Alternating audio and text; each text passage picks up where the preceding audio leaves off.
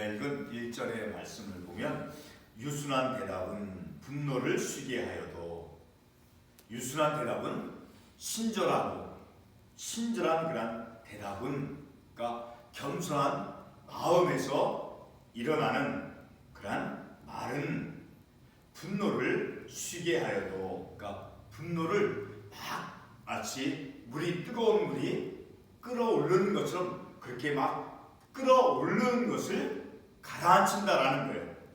쉬게 하여도. 자, 그러니 친절하고 겸손한 마음에서부터 출발하는 일어나는 그러한 말, 대답은 분노를 쉬게 한다. 그러니까 분노라는 것이 얼마나 그것이 파괴적인 그러한 힘을 가지고 있습니까? 분노가 일어났을 때 모든 이런 사건들, 사람들이 만들어내는 그러한 사건들을 보게 되면 분노로부터 시작되어짐을 우리가 알 수 있죠. 그러니 그 결과를 놓고 보았을 때 우리 안에서, 사람 안에서 일어나는 그러한 분노심, 모든 우리가 경험하고 우리가 만드는 모든 분노심이 다 그렇게 부정적인 나쁜 그러한 결과를 가져온다는 것이 아니라 그 분노가 가지고 있는 상대방을 향한 어떤 공격적인 힘, 그것을 망가뜨리고 파괴시키는 힘이 얼마나 강한가를 우리가 알 수 있다는 거죠. 그래서 유순한 대답은, 친절한 대답은, 어떤 겸손한 마음, 이런 데서 출발되어지는 그런 말, 대답은 분노를 쉬게 한다, 가라앉힌다라는 거예요. 그러나 반대로 과격한 말은 노를 격동하느니라. 그러니까 거칠고 험한 그런 말은 노를 더 휘젓는다라는, 격동시킨다라는 것은 막 이렇게 우리가 물을 이렇게 젓갈로 이렇게 저을 때 막 이렇게 물이 막 일어나죠. 자, 그렇게 과격한 말은, 거칠고 험한 말은 화를 더 일으킨다라는 거예요. 자, 우리 그러면 같은 잠언 25장 15절의 말씀을 한번 보겠습니다. 잠언 25장 15절 말씀에 보면 오래 참으면 관원도 설득할 수 있나니, 그러니까 오래 참는다는 것은 분노를 일으키지 않는다라는 거예요. 분노가 일어날 수 있지만 참음으로 말미암아, 그렇게 참으면 어떻게 할 수 있느냐, 관원도, 다시 말해서 어떤 힘을 가지고 있는 권세자도, 통치자도 설득을 할 수 있다라는 거예요. 우리가 정부를 향해서, 예를 들어서 어떤 권력을 가진 사람, 그런 권력을 가진 사람을 설득한다는 것은 쉽지가 않죠. 어려운 일이죠. 자, 그런 어떤 통치자, 권력자도 설득할 수 있다라는 거예요. 오래 참으면, 인내하면, 과격하게, 거칠게, 험하게 말을 하면 오히려 그것이 분노가 되어지고 또 격동케 되어지지만, 오래 참으면서 인내할 때 유순한 대답을 유순한 말을 할 수가 있죠. 오래 참을 수 없기 때문에, 인내하지 못하기 때문에 과격한 말을 우리 사람들이 행할 수 있다는 거예요.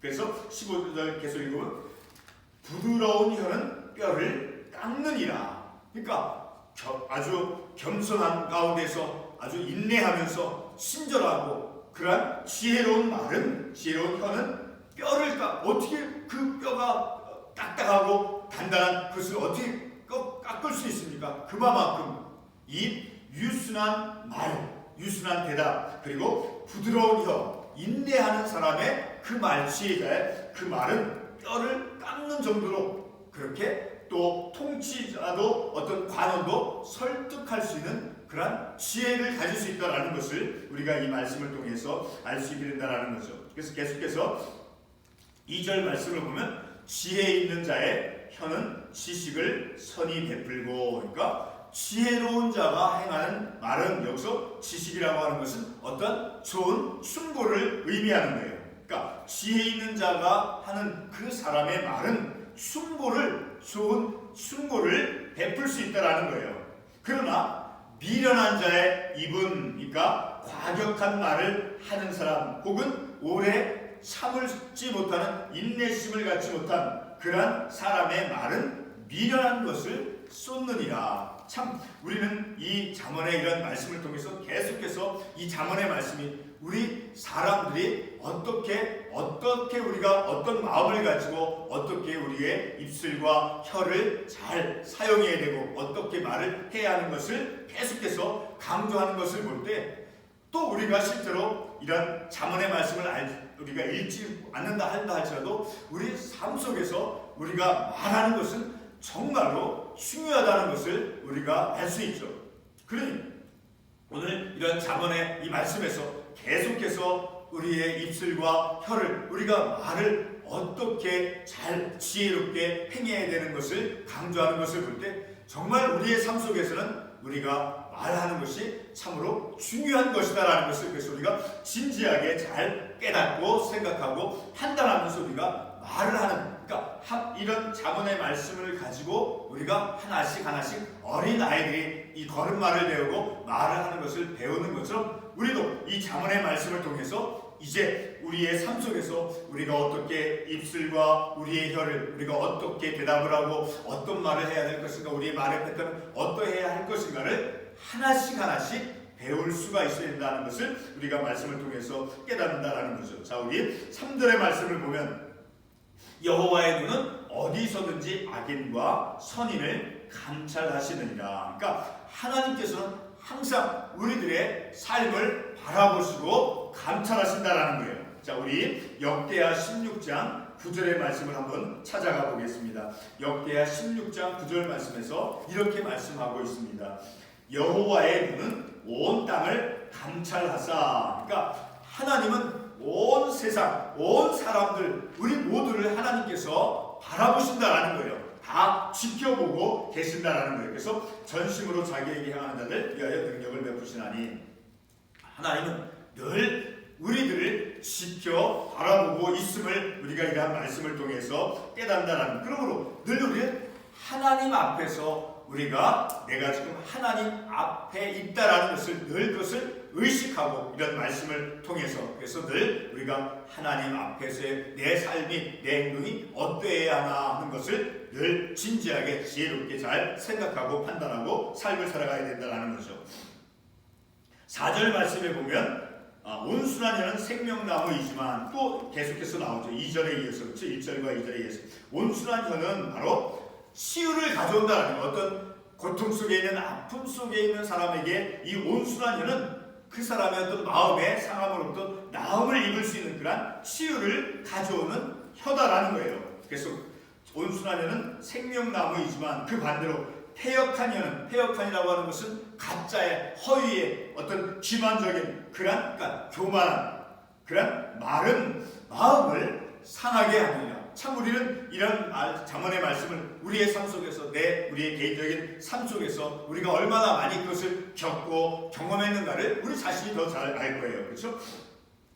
5절 말씀에 계속해서 보면 아비의 훈계를 업신여기는 자는 미련한 자요 경계를 받는 자는 슬기를 얻을 자니라. 같은 잠언 12장 1절에서 뭐라고 말씀하고 있습니까? 12장 1절에서 보면 훈계를 좋아하는 자는 지식을 좋아하거니와 징계를 싫어하는 자는 짐승과 같으니라. 그러니까 하나님의 말씀으로 또 어떤 교훈을 받고 지혜를 얻는 것을 거부하고 그것을 외면하고 싫어하는 사람은 짐승과 같다라는 거예요. 그러니까 얼마나 그것이 미련하고 교만하고 어리석은가를 알 수 있는 거예요. 그러나 반대로 훈계를 좋아하는 자는 지식을 좋아하거니까 기꺼이 내 자신이 비록 실수하고 허물이 많고 또 어저께도 말로 실수를 했을지라도 늘 내가 기꺼이 내 자신을 바로잡으려고 하는 그 사람은 훈계를 좋아한다는 거예요.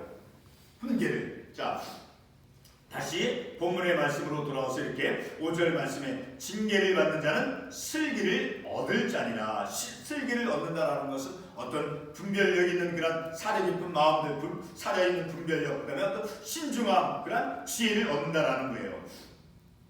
그러므로 늘 우리는 하나님의 말씀을 통해서 내가 깨달음을 얻고 어떤 교훈을 받는 그런 삶을 살아갈 때는 그리고 또 내가 어떤 행실을 하나님의 말씀으로 비춰봤을 때 내가 그것이 잘못됐다는 판단을 해서 내 마음에 어떤 좀 부끄러움을 느끼는 자 그래서 징계를 받는 자는 기꺼이 내 자신을 바로잡으려고 하는 사람은 슬기를 얻을 자다라는 거예요. 늘 슬기로움을 얻고 지혜로움을 얻는 그런 삶을 살아가야 된다는 것을 우리가 이러한 말씀을 통해서 깨닫는다는 거죠. 계속해서 6절 말씀에 보면 의인의 집에는 많은 보물이 있어도 악인의 소득은 고통이 되느니라. 그러니까 악인의 소득은 오히려 그 사람이 많은 물질을 세상 속에서 벌어들였다 할지라도 그 물질이, 재물이 그 사람의 마음에 평안을 가져다 주지 못한다라는 거예요. 자, 우리 이 말씀을 좀 신약성경의 말씀을 통해서 한번 더 이렇게 상세하게 한번 깨달아 보겠습니다. 우리 야고보서 5장 1절에서 6절의 말씀을 한번 찾아가 보겠습니다. 야고보서 5장 1절에서부터 2절에서부터 우리 1절부터 읽겠습니다. 5절까지. 들으라 부한 자들아, 너희에게 이 말 고생으로 말미암아 울고 통곡하라. 너희 재물은 썩었고 너희 옷은 좀 먹었으며 너희 금과 은은 녹이 슬었으니 이 녹이 너희에게 증거가 되면 불같이 너희 살을 먹으리라. 너희가 말세의 재물을 쌓았도다. 보라, 너희 밭에서 추수한 품꾼에게 주지 아니한 싹이 소리 지르며 그 추수한 자의 우는 소리가 만군의 주의 귀에 들렸느니라. 너희가 땅에서 사치하고 방종하여 살육의 날에 너희 마음을 살찌게 하였도다. 이것은 부자에 대한 경고인데 어떤 부자들이냐? 우리 4절 말씀을 우리가 살펴봐서 우리가 생각해 본다면 너희 밭에서 추수한 품꾼에게 주지 아니한 싹, 그러니까 불의하게 재물을 벌어들여서 부자가 된 그러한 사람이 가지고 있는 재물은 어떻다라는 거 2절에서 썩었고, 그래서 마침내는 5절 말씀에 너희가 땅에서 비록 재물을 많이 벌어들여서 부유한 사람이 되었다 할지라도 땅에서 사치하고 방종하여 살육의 날에, 다시 말해서 하나님의 심판의 날에 너희 마음을 살찌게 하였도다. 그러니까 이런 말씀을 통해서 보았을 때 그 재물을 이 야고보서 5장 1절에 있는 말씀과 같이 그 일하는 일꾼들에게 싹을 주지 않고 해서 벌어들인 그런 불의하게 돈을 재물을 벌어들이는 그런 모습들, 그렇게 벌어들이는 그것은, 그래서 악인의 소득은 오히려 그것이 제 고통이 되느니라. 그러니까 늘 우리는 이런 말씀을 통해서 볼 때도 세상에서 우리가 나가서 일하고 노동하고 땀 흘려서 돈을 벌어들여요. 그런데 우리는 믿는 믿음의 사람, 하나님의 말씀의 삶을 살아가는 사람은 물질을 벌어들이는 그런 우리들의 태도, 늘 불의하게 이 야고보서에 있는 것과 같은 그런 불의함 속에서 물질을 벌어들이는 것이 아니라 하나님의 말씀 안에서 우리가 바르게 이 경제적인 삶을 살아가야 되는 경제적 활동을 해야 함을 우리가 교훈을 받을 수 있다는 거죠. 그리고 마지막 절 7절의 말씀을 보면 지혜로운 자의 입술은 지식을 전파하여도 미련한 자의 마음은 정함이 없느니라. 그러니까 지혜로운 자가 행하는 그 말, 입술은 지식을 전파, 이 지식도 마찬가지로 어떤 좋은 충고를 말한다라는 거예요. 지혜로운 자의 입술은 우리들에게 좋은 바른 길로 갈 수 있는, 바르게 생각할 수 있는 교훈을 준다라는 거예요. 바른 충고를 준다라는 거예요. 그러나 미련한 자의 마음은 정함이 없느니라. 미련한 자의 마음에서 나오는 것.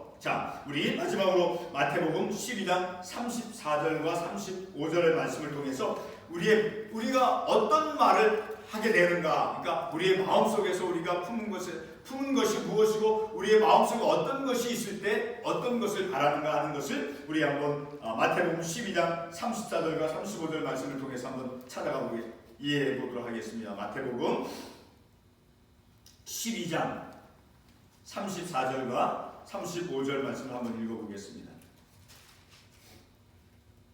마태복음 12장 34절과 35절. 독사의 자식들아, 너희는 악하니 어떻게 선한 말을 할 수 있느냐? 이는 마음에 가득한 것을 입으로 말함이라. 선한 사람은 그 쌓은 선에서 선한 것을 내고 악한 사람은 그 쌓은 악에서 악한 것을 내느니라. 늘 우리가 악함 속에, 불의함 속에, 교만함 속에서 내가 삶을 살아왔다라고 하면 내가 하는 말도 이 말씀과 같이 거칠고 험하고 다른 사람에게 마음에 상처를 주는 그런 말을 할 수밖에 없는 거예요. 이 말씀에 따르면 우리도 그것을 경험하죠. 그러나 늘 우리가 마음을 잘 다스리고 늘 하나님의 말씀으로 내 삶을 돌이켜보고 내 생각과 내 판단 늘 하나님의 말씀을 통해서 비추어보고 바라보면서 늘 그것을 깨닫고 회개하면서 삶을 살아갈 때는 우리의 말하는 것, 우리의 태도가 달라짐을 볼 수 있다는 거죠. 34절 보니까 너희는 악하니 악한 자가 불의한 자가 어떻게 선한 말을 할 수 있느냐라는 거예요.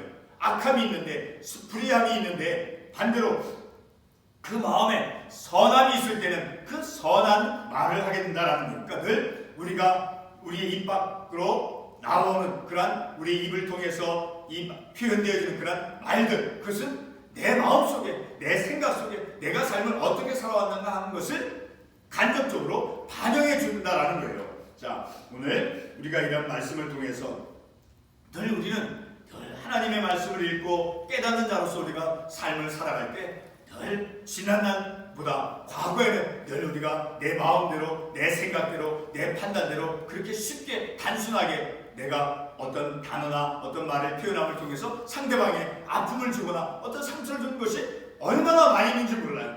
그러나 우리가 이런 말씀을 통해서 볼 때, 그러니까 잠언의 말씀이, 하나님의 말씀이 늘 우리의 삶을 바른 길, 생명의 길, 온전한 믿음의 길로 마음과 우리의 영적인 삶이 우리의 정신의 그 건강한 믿음의 삶으로 나아가도록 하나님께서 이렇게 이런 잠언의 말씀을 통해서 우리를 바른 길, 믿음의 길, 생명의 길로 인도해 주고 있음을 우리가 깨달을 때 얼마나 하나님께 감사할 수 있는가, 얼마나 우리가 하나님께 감사하는가 하는 것을 감사할 수 있는지 그런 놀라움을 우리가 느끼는 것이죠. 자, 그러므로 늘 우리는 이러한 말씀을 통해서 잠언의 말씀에서 이렇게 많은 부분에 있어서 이 우리의 인간의 말과 혀 어떻게 말을 하고 하는가를 이렇게 말씀해 주는 것을 통해서 보았을 때 우리의 삶에서 물질이 많이 있는 것을 그것이 중요한 것이 아닌 거예요. 어떤 큰 명예를 얻는 것도 물론 중요하지만 그것보다 더 앞서서 중요한 것은 하나님을 경외하는 것이라고 말씀했듯이 우리들의 삶 속에서 하나님께서 말씀해 주시는 대로 이렇게 유순한 대다 겸손한 자로서 지혜 있는 자의 혀가 되어지고 하나님의 말씀에서 가르쳐주는 대로 우리가 우리의 믿음의 삶을 살아가는 그 길이 얼마나 가치 있고 복되고 그런 삶을 살아갈 때 거기에서 우리가 행복을 느낄 수 있는 거예요. 바로 그런 삶을 살아감을 통해서 얼마나 내가 하나님께로부터 하나님께서 인도해 주시고, 마치 어린아이를 누가 인도해 갑니까? 엄마가 인도해 주잖아요. 할머니가 어른이 손잡고 안전한 길로 인도해 줘요. 그와 마찬가지로 내가 갈 때는 막 좌충우돌 하잖아요. 그렇죠? 얼마나 우리가 막 부딪히면서 삶을 살아가요. 그런 내 인생을 하나님께서 나를 다른 길로 가도록 말씀으로 붙잡아 주시고 인도해 주신다는 것을 깨달을 때 내 삶은 바로 그 안에서 안전해지고 온전한 삶을 살아갈 수 있는, 바로 그러한 삶이 내가 행복한 믿음의 삶을 살아간다는 것을 기도하겠습니다.